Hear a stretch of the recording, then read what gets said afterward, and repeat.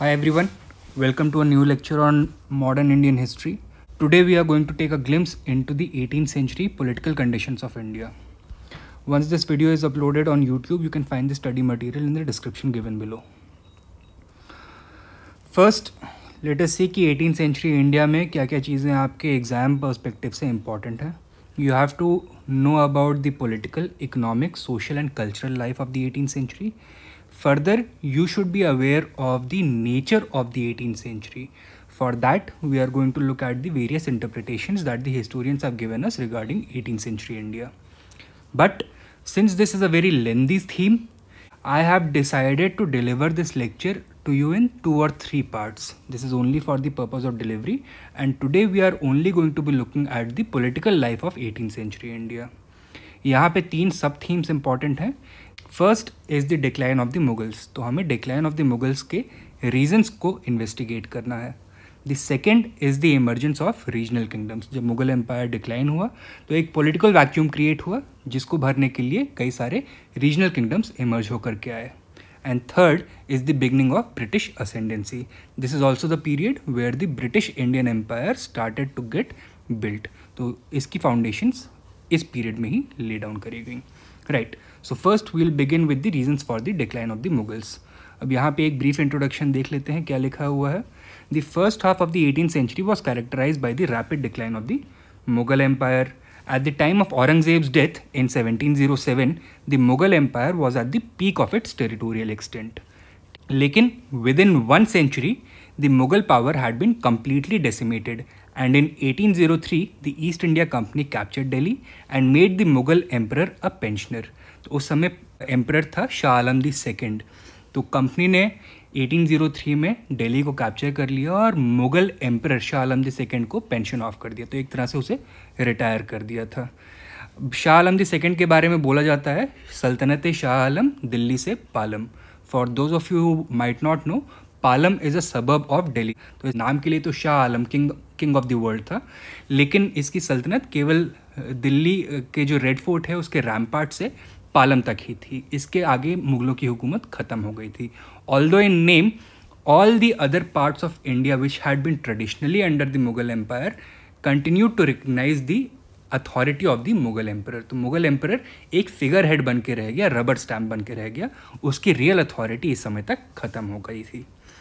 अब देखना है हमको कि इस स्पेक्टैकुलर डिक्लाइन के पीछे एक्चुअल रीजंस क्या क्या थे.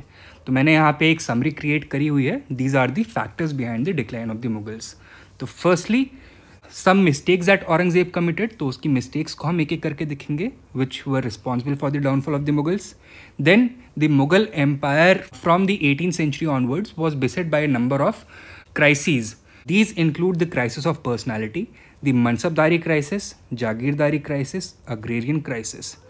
इसके अलावा as compared to the European powers of the day, the Mughal empire was technologically backward. So this was also a huge reason for the downfall of the Mughals.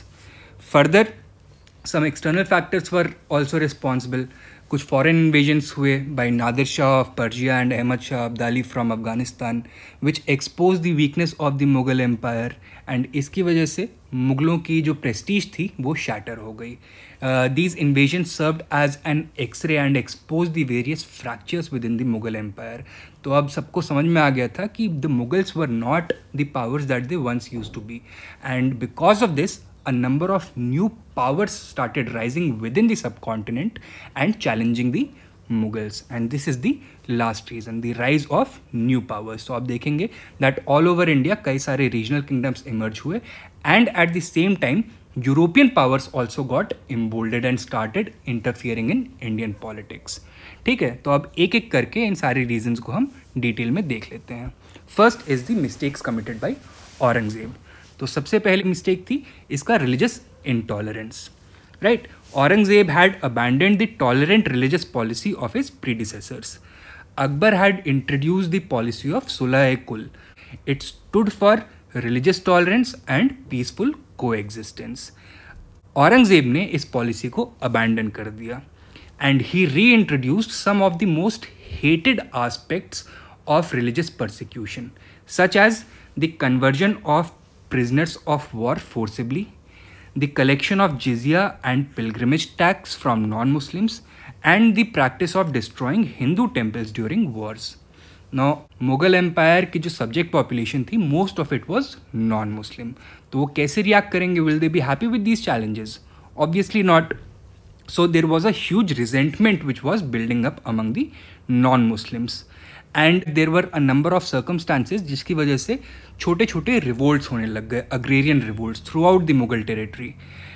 इनका reason economic था, but because of the rising religious intolerance within the empire, these revolts also got a religious color. तो religion के नाम पे revolts लड़े जाने लगे, and this weakened the empire from within. Okay, second mistake that Aurangzeb committed was his Rajput policy. अब अकबर ने क्या किया था? Akbar had actively sought the friendship of the Rajputs, and because of this, the Rajputs had played a huge role in building and expanding the Mughal Empire. They served as the sword arm of the Mughal Empire. What was the basis of this friendship with the Mughals? Though the Mughal Rajput relations were built upon matrimonial relations and by incorporating the Rajputs into the Mughal nobility. जो मनसबदारी system था उसमें high mansab ranks Rajput chiefs and princes को दी गई. But in the face of his religious intolerance and suspicious nature, Aurangzeb ने क्या किया? इस पॉलिसी को अबैंडन कर दिया, and his Rajput policy was characterised by growing coldness and hostility towards the Rajputs.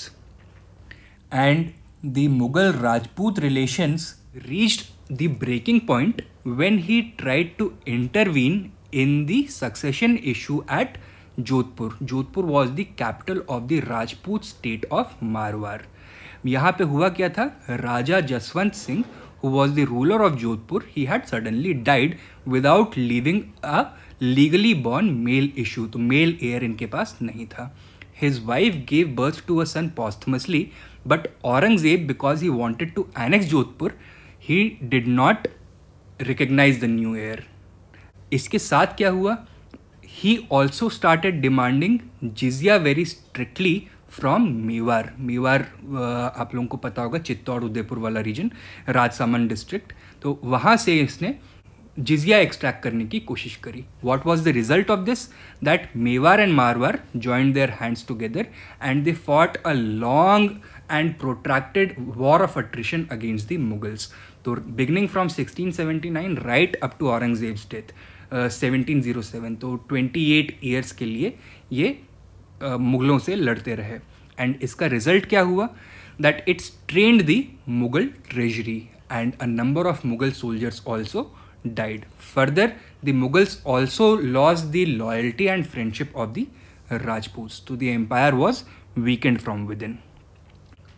Aurangzeb की नेक्स्ट बड़ी मिस्टेक थी हिज डेक्कन पॉलिसी, जिसको हिस्ट्री में बोला जाता है डेक्कनी अल्सर. अब ये डेक्कन होता क्या है?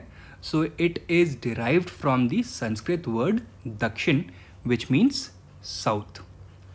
For the Mughals the term Deccan meant the region lying to the south of the Vindhyas, covering the linguistic regions of Marathi, Kannada and Telugu. That is the modern Indian states of Maharashtra, Karnataka, Telangana and Andhra Pradesh. अब यहाँ पे औरंगजेब ने क्या गलती करी? He tried to control Deccani politics and completely dominate it.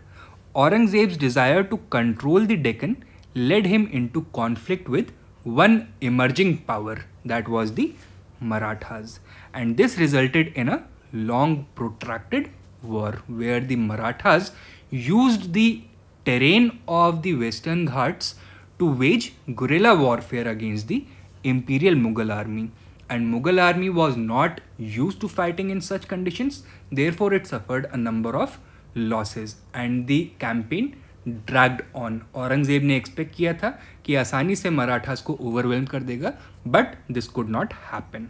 And what happened as a result? Aurangzeb's preoccupation with the Deccan caused him to ignore the problems in the other parts of his empire. Further, the long campaign also strained the imperial treasury. अब इन Wars को fund कैसे करें, ये नया problem arise हुआ।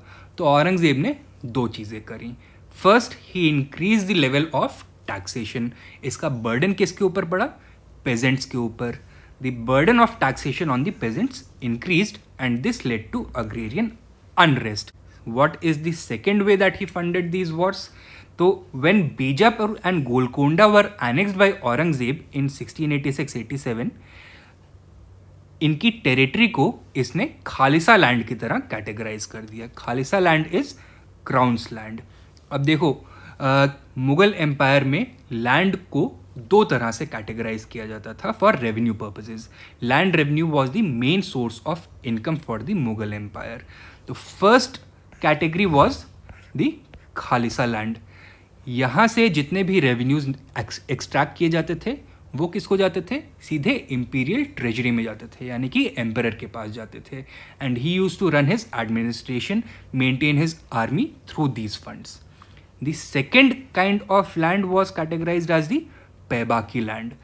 This land was the land which was reserved for distribution amongst the Jagirdars. So instead of categorizing the newly acquired lands of Bijapur and Golconda as Paibaki land, he categorized it as Khalisa land. And इसकी वजह से क्या हुआ कि Mughal empire में जो जागीरदारी crisis धीरे धीरे इमर्ज हो रहा था वो अब अनमैनेजेबल हो गया। And this intensified the jagirdari crisis. अभी हम इसको और डिटेल में आगे जा करके देखेंगे। क्लियर है? राइट। तो ये तो तीन मिस्टेक्स थी औरंगजेब की। He had started seeing his empire crumble before his own eyes. What happened after his death, तो ये भी देख लेते हैं। The Mughal empire witnessed a crisis of personality. अब देखो, Mughal polity had evolved as a highly centralized institution. The emperor was the fountainhead of all authority. He was the head of civil affairs, military affairs, revenue administration, judicial administration. Further, he was also directly responsible for the appointment, transfer, promotion or dismissal of all of his nobles and commanders. तो efficient administration के लिए emperor का strong होना बहुत ज़रूरी था। The office required a ruler with a strong personality and able administrator and a gifted general. अब औरंगजेब के जो सक्सेसर्स थे इनके पास ये एबिलिटीज़ नहीं थी। Aurangzeb's weak successors lacked these qualities and the empire which was top heavy crumbled under its own weight. Further, the Mughals after the death of Aurangzeb lost the loyalty and services of their most able nobles and commanders. तो ऐसा नहीं है कि Mughal empire में strong personality के leaders available नहीं थे, लेकिन इनकी लॉयल्टीज शिफ्ट हो गई थी from their empire towards their own personal gains. So instead of trying to revive the beleaguered empire, these men of extraordinary ability such as the Nizamul Mulk, Burhanul Mulk and Murshid Quli Khan were more keen on carving out their own principalities and becoming autonomous. Clear है इतना? Next we have to look at the mansabdari crisis. लेकिन इस crisis को समझने के पहले आप ये समझ लीजिए कि मनसबदारी सिस्टम क्या था, कैसे फंक्शन करता था, इसका पर्पस क्या था. Right? So the Mansabdari system had been introduced by Akbar to organize the Mughal aristocracy into a merit-based hierarchy. तो अकबर ने इसको इंट्रोड्यूस किया था अपनी नोबिलिटी को एक मेरिट बेस्ड हायरार्की की तरह ऑर्गेनाइज करने के लिए. अब यहाँ पे होता क्या था, दैट ईच अरिस्टोक्रेट, जिसको मुगल एम्पायर में मनसबदार बोला जाता था, इसको डुअल रैंक्स दी जाती थी. He held the dual ranks of zat and sawar. Zat denoted the personal rank of the mansabdar, जिसके ऊपर इसकी पर्सनल सैलरी डिपेंड करती थी. And sawar denoted the number of horseman which said mansabdar had to maintain under his command. And this became the basis for the Mughal military and civil administration. So Mughal empire को historians ने define किया है as a war state और military state. इन states का ये characteristic होता है कि you can not differentiate between civilian and military administration. तो यानी कि मिलिट्री कमांडर ही सिविलियन एडमिनिस्ट्रेशन भी ओवरसी करेगा। अच्छा, अब इनको पे कैसे किया जाता था? तो देखो, दो तरह से पे किया जाता था। They were given either cash salaries or they were paid through land assignments, land revenue assignments. ठीक है, sometimes the mansabdars were paid in cash, इनको बोला जाता था नकदी मनसबदार। बट मोस्टली जो लार्ज मनसबदार्स थे, they were paid in the form of a land estate or jagir. ऐसे मनसबदार्स को जागीरदार बोला जाता था। अब यहाँ पे दो टर्म्स हैं जो कि हो सकता है आपने पहले सुने हो, दैट इज जमा एंड हासिल। तो इन जागीर से आने वाले एस्टिमेटेड रेवेन्यू को बोला जाता था जमा, लेकिन जो रेवेन्यू इन जागीर से एक्चुअली रियलाइज होता था उसको बोला जाता था हासिल। फॉर एग्जाम्पल, अगर एक मनसबदार है जिसको एक लैंड रेवेन्यू असाइनमेंट दिया गया है, लेट अस से the mansabdar has a rank of 1000 जात एंड 1000 सवार। इस जागीर से आने वाला जो रेवेन्यू है, it should be sufficient for both the personal salary of the mansabdar as well as the sawar expenditures of the mansabdar. अब ये तो एक थियोरेटिकल फिगर हो गया जिसको बोला गया जमा, ऐसा होना चाहिए। लेकिन agriculture production year to year fluctuate कर सकता है, therefore the revenue actually realized also fluctuated from year to year, and इसको बोला गया हासिल। अब ये जो मनसबदारी सिस्टम बनाया गया, इसकी इफेक्टिवनेस किस चीज़ पे डिपेंड करेगी? On the emperor's ability to pay his mansabdars in a timely fashion and in the correct amount. Therefore minimizing the difference between Jama and Hasil had always been a major preoccupation of the emperors. Secondly, the emperor was personally responsible for promotions, dismissals and transfers. क्यों ऐसा system बनाया गया कि emperor ही personally responsible है? So that the mansabdar could not have any other form of loyalty other than personal loyalty to the emperor. Clear है? Thus, in essence, the effectiveness and permanence of this system depended upon two factors. Firstly, the personal qualities of the emperor, because the Mansabdar was supposed to be personally loyal to the emperor. And secondly, the constant expansion of resources through conquest, so that the Mansabdars could be given more jagirs and the empire could expand. अगर ये break down हो जाएगा तो मनसबदारी system भी break down हो जाएगा।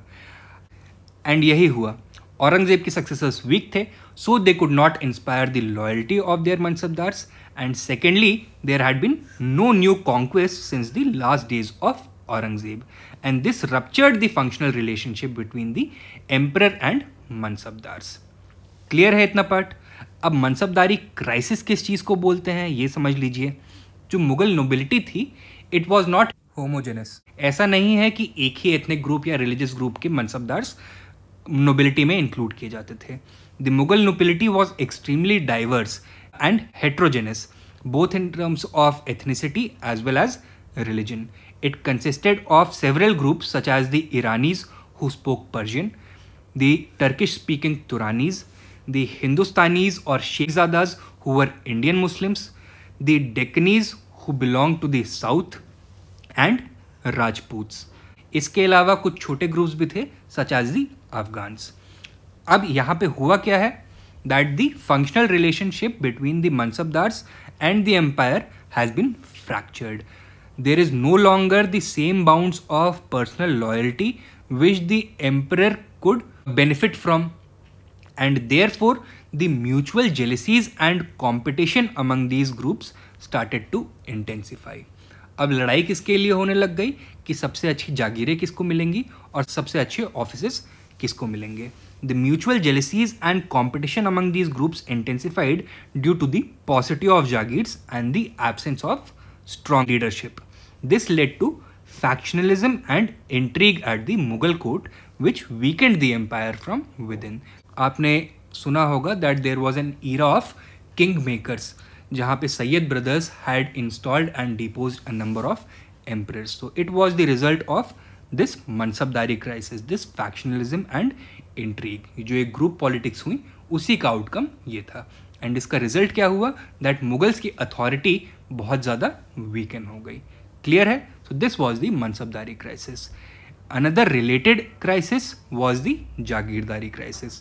जागीर मैंने आपको बताया है क्या है, that it was a land revenue assignment which was given to a mansabdar in lieu of a cash salary. And with the passage of time, the number of mansabdars having jagirs, that is jagirdars, had increased considerably. जब अकबर ने मनसबदारी system introduce किया था तो he had only 5000 jagirdars, but by the time of Aurangzeb इनका number inflate होकर के 14000 हो गया था. Further the distribution of jagirs was highly unequal. Roughly 16% of the large jagirdars controlled 61% of the jagirs. तो इसकी वजह से क्या हुआ, there was intense competition for jagirs, and among the jagirdars there was a huge sense of insecurity. Why? Because at any point of time their jagirs could be taken away and given to somebody else. ठीक है? And this formed the background of the जागीरदारी crisis. जागीरदारी crisis इस background में emerge होगा. In 1686-87 आपको याद होगा क्या हुआ, औरंगजेब ने बीजापुर एंड गोलकोंडा की टेरिटरीज को एनेक्स कर लिया. And the nobles of this region, जो कि डेकनी नोबल्स थे, वो भी मुगल नोबिलिटी के पार्ट बन गए. तो यानी कि मुगल नोबिलिटी का साइज और भी बड़ा हो गया. लेकिन instead of demarcating the newly conquered territories as Pebaki lands reserved to be distributed among the Jagirdars, what did Aurangzeb do? He categorized them as Khalisa land or Crown's land, and he used the revenues from these lands to fund the Deccani campaign against the Marathas, right? And as a result of this, the problem of shortage of good Jagirs reached the level of a crisis. ठीक है? And जो competition था for good jagirs वो और भी ज़्यादा intensify हो गया. मैंने आपको बताया that the sense of insecurity among jagirdars इसकी वजह से बहुत ज़्यादा बढ़ गया था because of the shortage of good jagirs. तो jagirdars started looking at their jagirs as cash cows, and they tried to extract as much revenue from these jagirs as possible. They started collecting illegal cesses, तो illegal taxes लगाने लग गए, and these illegal cesses were known as abwabs. And क्यों कर रहे थे ये? In order to compensate for the shortfall between जमा and हासिल. ठीक है? तो जमा एंड हासिल के बीच का जो फासला था धीरे धीरे बढ़ता जा रहा था, उसको कॉम्पेंसेट करने के लिए इन्होंने अबवाब लगाना शुरू कर दिया. एंड इसका नुकसान सबसे ज़्यादा किसको हुआ? पेजेंट्स को, क्योंकि ये बर्डन जो था इलीगल सेसेस का उनके ऊपर ही जाके पड़ता था. And this led to untold misery for the peasants. Agricultural production stagnated, क्योंकि एग्रीकल्चर में कोई इन्वेस्टमेंट नहीं हो रहा था, and agrarian poverty increased. It also intensified the group politics at the Mughal court. तो मनसबदारी क्राइसिस जो था इसकी वजह से और ज़्यादा इंटेंसिफाई हो गया. क्लियर है ये? Another outcome of the jagirdari crisis was the agrarian crisis in the Mughal Empire. So, agrarian distress was on the rise because of two reasons: the exploitative practices of the Mughal Jagirdars and the rising demand for revenue by the state. And this fueled unrest within the peasantry, leading to a number of agrarian revolts. तो burden of taxation बढ़ा, peasants के अंदर unrest बढ़ा, और इसकी वजह से agrarian revolts हुए, such as the Jat, Sikh and Satnami revolts. And because of the rising religious intolerance within the empire, these revolts assumed a religious color. तो ये religious revolts की तरह भी लड़े गए. अब ये जो revolts हुए इनको लीड किसने किया? तो the zamindars emerged as the natural leaders of the peasants. अब who were the zamindars? They were village level intermediaries between the peasants and the state. ये पेजेंट से रेवेन्यू कलेक्ट करते थे और इम्पीरियल ट्रेजरी में रिमिट कर देते थे. they also owned large tracts of land in the village. And in return for their services, they got some tax concessions along with some customary rights related to administration and policing at the village level. Important thing to remember over here is कि zamindars official Mughal bureaucracy के part नहीं होते थे. ठीक है, they were not part of the official Mughal bureaucracy. What allowed them to emerge as the natural leaders of the peasants? Because the zamindars had caste and religious affinities with the peasants, and they traditionally played the role of community leaders at the village level. And जब revolt का time आया, so it was natural for the peasants to look towards the zamindars to provide leadership. Clear है? अच्छा, what was the result of these frequent agrarian revolts? तो देखो, these revolts further strained the Mughal treasury and weakened the empire. क्यों? क्योंकि अगर revolt हो रहा है तो एग्रीकल्चरल प्रोडक्शन नहीं होगा, एग्रीकल्चरल प्रोडक्शन नहीं हो रहा है तो रेवेन्यू कलेक्शन नहीं होगा, तो अग्रेरियन रेवेन्यू कम हो गया. Further, in order to suppress these revolts, the Mughal Empire had to commit even more troops, thus aggravating the resource crunch that it was already facing. इसके अलावा इन अग्रेरियन रिवोल्ट्स का एक और मेजर आउटकम निकला. That is, they became the basis for the emergence of a number of small regional kingdoms. We are going to take the example of Bharatpur. यहाँ पे क्या हुआ? That the Jat peasants raised the banner of revolt against the oppression of the Mughals.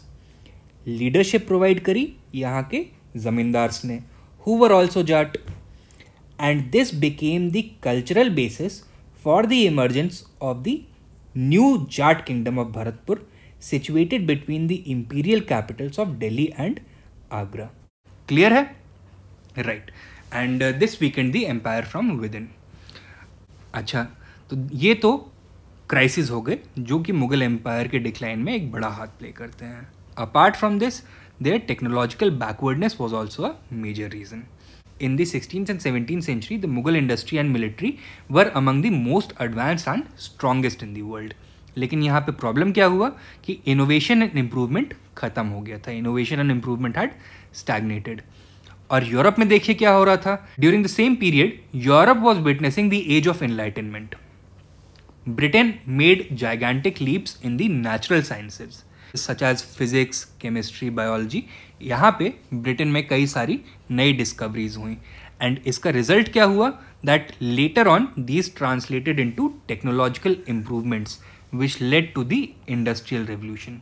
अब इसका सबसे बड़ा फायदा किसको हुआ? ब्रिटिश इंडस्ट्री को और उनकी मिलिट्री को. Therefore, the technological backwardness of the Mughals was a major reason for their decline. Okay. Apart from this, कुछ external factors भी थे, such as foreign invasions. The invasions of Nadir Shah of Persia in 1739 and Ahmad Shah Abdali, who invaded India 7 times between 1748 to 1767, exposed the weakness of the Mughals. The Mughals were helpless against these invasions and the shameful military defeats dealt a huge blow to their prestige.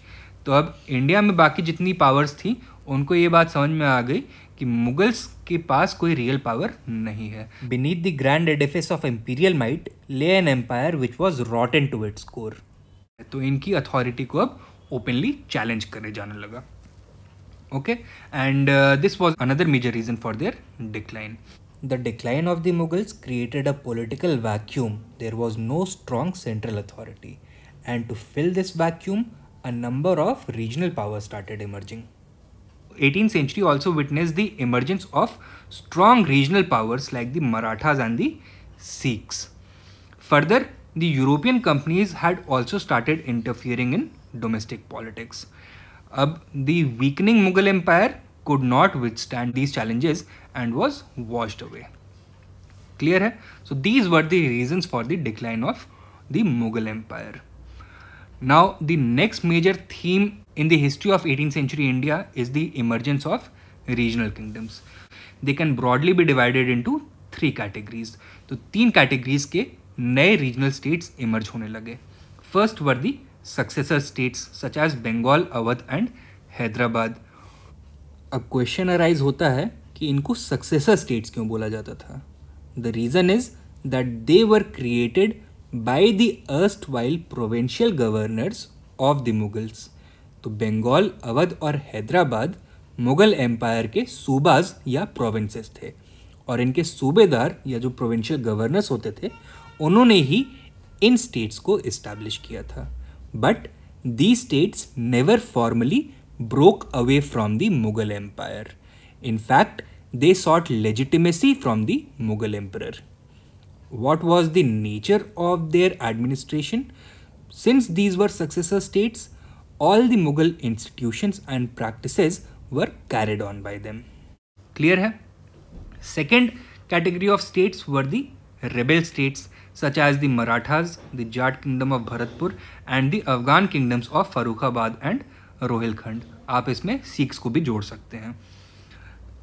इनकी क्या quality थी कि इन्होंने अपनी हुकूमत मुगलों से लड़ाई करके बनाई थी, and they did not follow the administrative practices which were observed by the Mughals. The third kind of states were the independent states such as Mysore, Travancore and the Rajput kingdoms. तो यहाँ पे जो डेवलपमेंट्स हुए, these were independent of the events which were transpiring within the Mughal empire. मुगलों का rise हो रहा था या डिक्लाइन हो रहा था, यहाँ पे बहुत मेजर फर्क नहीं पड़ा, राइट। अब स्टेट्स तो कई सारे इमर्ज हुए थे 18th सेंचुरी में, but there were a few important ones जिनके बारे में हमें कुछ इन्फॉर्मेशन जाननी ज़रूरी है फॉर योर एग्जाम। क्वेश्चंस किस तरह के आ सकते हैं कि कौन कौन से रीजनल किंगडम्स इस्टेब्लिश हुए, कब इस्टेब्लिश हुए, इनका ऑर्डर आपसे पूछा जा सकता है, who were their founders and इनकी कैपिटल्स क्या क्या थी। सबसे पहले हम देखेंगे बंगाल को। कब इस्टेब्लिश हुआ ये? 1713 में। What kind of a state was it? A successor state. Murshid Quli Khan had initially been appointed as the diwan of Bengal by Aurangzeb, that is he was put in charge of revenue collection. Later he was also appointed as Nazim, that is in charge of administration. This was an unprecedented privilege and allowed Murshid Quli Khan to consolidate his power and start his dynastic rule. He established his capital at Murshidabad. कहाँ पे है Murshidabad? Present day West Bengal. The next important regional power of the 18th century were the Marathas under the Peshwas. The foundation of the Maratha kingdom had been laid by Chhatrapati Shivaji. He introduced the Ashtpradhan system of portfolio administration. Under this, 8 ministers were appointed to oversee different subjects of administration. The Peshwa was the prime minister, and during Shivaji's reign, his position was not hereditary. A civil war broke out among the Marathas when Shahuji, that is the grandson of Shivaji, was released from captivity by the Mughals. In 1713, Balaji Vishwanath was appointed as the Peshwa. He put an end to the civil war and consolidated his position by making the office of the Peshwa hereditary in nature. It was now that the Marathas emerged as a real powerhouse of Indian politics. With Pune as their headquarters, they sought to create an all-India empire. Next is Awadh, established in 1722 by Saadat Hasan Khan. He was given the title Burhan al-Mulk and the title of Alija. He was the Mughal governor of the province of Awadh. इसने अपना capital कहाँ establish किया? At Faizabad, and then it was shifted to Lucknow. Then emerged the state of Hyderabad, which was also a successor state of the Mughal Empire, established in 1724 by Chin Kilich Khan, who was the provincial governor of the Deccan.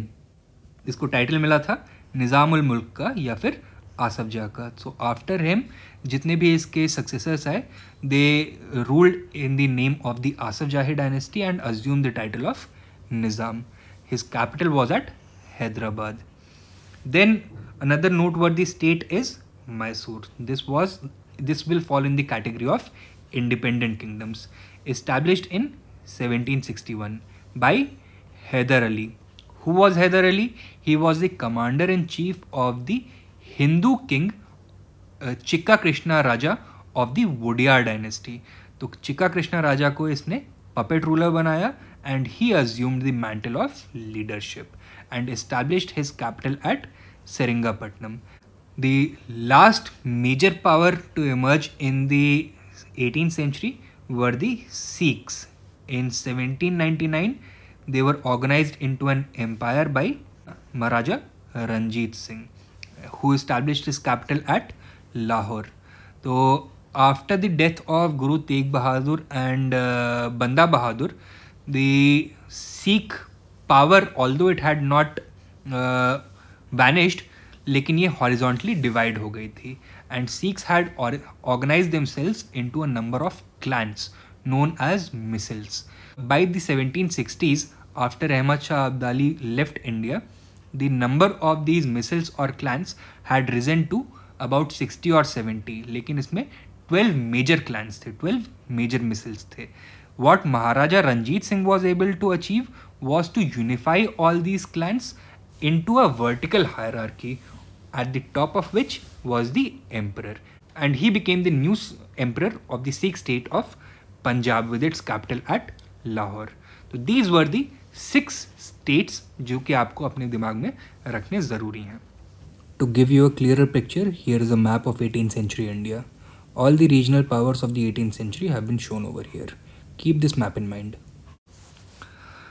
Now the next major theme in the political life of 18th century India was the rise of British rule. तो British rule की roots अब यहाँ से जमनी शुरू हो गई थी. One by one they fought a series of wars against all of their political opponents in India and either annex their territories or made them dependent through a series of unequal treaties and alliances. कहानी शुरू होती है in Hyderabad with the Carnatic wars. इनको हम detail में cover कर चुके हैं. How the British were able to dislodge the French from both the Hyderabad and Carnatic regions and also gain a lot of influence at these courts. Next on their target was Bengal. तो बंगाल में इन्होंने सबसे पहले battle of Plassey के through अपने आप को एक डिफैक्टो पावर की तरह इस्टेब्लिश किया. Then through the battle of Buxar and the Treaty of Allahabad in 1765, they established themselves as the de jure power in Bengal. अब Battle of Buxar में कौन कौन participants थे? First was the Nawab of Bengal, that is Mir Qasim, the Nawab of Awadh, that is Shuja-ud-Dawla, and the Mughal Emperor, that is Shah Alam II. So in the Battle of Buxar, not only did the British succeed in gaining influence over Bengal, they also gained influence over Awadh. After which Awadh became a buffer state of the company's possessions in Bengal. And धीरे धीरे यहाँ पे जो nawabs का influence था वो कम होते गया. एंड इन 1856 आगे जाके आप पढ़ेंगे that it was finally annexed. The next on their target was Mysore. तो Mysore was a huge threat for the British for 2 reasons. First, its internal strength under Hyder Ali, and because of its proximity to the French. The British formed an alliance with the Nizam of Hyderabad and the Marathas against Mysore. But Hyder Ali, because he was a skilled diplomat, he was able to overturn this alliance and British allies को अपने साथ ले लिया. And the British were forced to retreat and the first Anglo-Mysore war came to an end. Next, they turned their eyes towards the Marathas, who were also a major contender for power. They fought a war known as the Anglo-Maratha War. What was the outcome? Like the Anglo-Mysore War, the British were forced to retreat once again. And for the next 20 years, they did not look towards the dominions of the Marathas. इनको ये समझ में आ गया था that presently Marathas बहुत strong हैं and the British needed to build up their capabilities and regain their strength in order to dominate the Marathas. ये कहाँ पे लड़ने गए दोबारा? मैसूर के पास. A series of 3 more wars were fought and through the 4th Anglo-Mysore War, Tipu Sultan was defeated and Mysore को British ने अपना subsidiary ally बना लिया. By this point of time, both Awadh and Hyderabad had also signed the subsidiary alliance with the British. Now, the only major power which remained in India were the Marathas.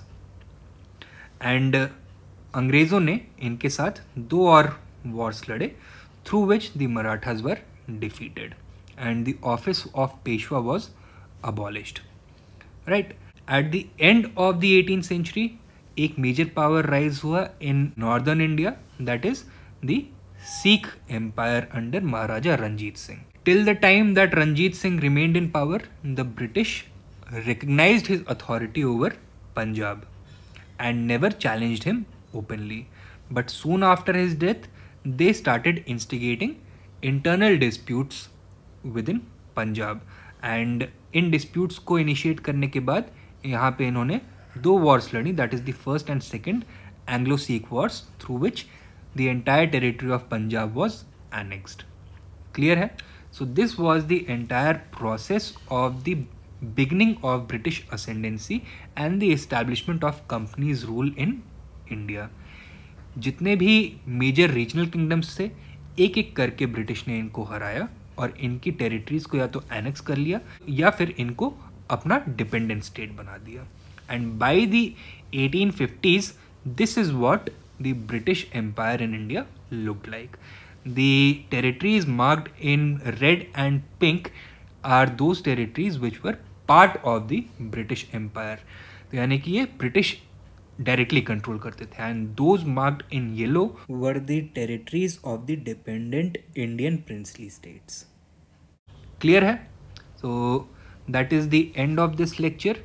Thank you for watching and please join our Telegram group for further updates regarding civil services preparation.